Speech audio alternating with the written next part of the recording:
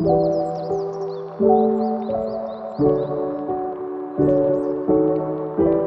pertama yaitu kerangka akuntansi pokok. Akuntansi perubahan harga atau accounting for price change mengacu pada perlakuan akuntansi terhadap perubahan atau selisih harga dan masalah akuntansi dalam kondisi yang di dalamnya harga-harga tersebut berubah. Nah, dalam merancang akuntansi yang akan diterapkan dalam suatu lingkungan ekonomi tertentu, perlu ditentukan struktur atau kerangka akuntansi pokok yang menghasilkan statement keuangan dasar. Kerangka akuntansi pokok akan menentukan batas pengakuan antar transaksi sehingga data yang masuk dalam statement keuangan diserahkan merupakan informasi yang minimal harus dipenuhi dalam pelaporan keuangan. Informasi tambahan atau pelengkap merupakan bagian dari usaha untuk mencapai tujuan pelaporan keuangan. Informasi pelengkap akan menambah keberpautan informasi akuntansi sementara kualitas objektivitas keterujian masih tetap terjaga dalam statement keuangan dasar.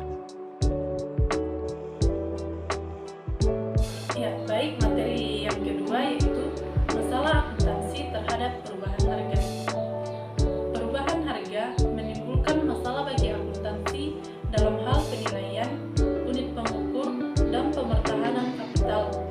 Masalah penilaian berkaitan dengan dasar yang harus digunakan untuk mengukur nilai pos pada perusahaan. Sebagai data dasar, dalam kondisi perubahan harga akuntansi, kos historis menghadapi 3 masalah fundamental yang berkaitan dengan penilaian, unit pengukur, dan pemertahanan kapital. Nah, ada 3 masalah akuntansi dalam perubahan harga. Yang pertama yaitu masalah penilaian. Nilai aset individual atau spesifik akan berubah kalau dibandingkan dengan aset tertentu yang lain meskipun daya beli tidak berubah. Yang kedua, masalah unit pengukur. Daya beli uang dapat berubah sehingga unit moneter sebagai pengukur nilai tidak bersifat homogenus kalau dikaitkan dengan waktu. Dan yang terakhir, masalah pemertahanan kapital. Untuk menentukan laba dengan mempertahankan kapital, 3 hal penting dalam laba adalah kenaikan kapital dalam suatu periode yang dapat didistribusi atau dinikmati setelah kapital awal dipertahankan.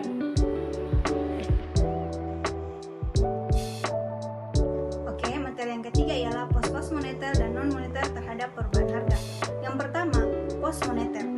Pos-pos moneter terdiri atas aset moneter dan kewajiban moneter. Aset moneter adalah klaim untuk menerima kas di masa mendatang dengan jumlah dan saat yang pasti tanpa mengaitkan dengan harga masa datang, barang dan jasa tertentu. Kemudian yang kedua, pos non-moneter.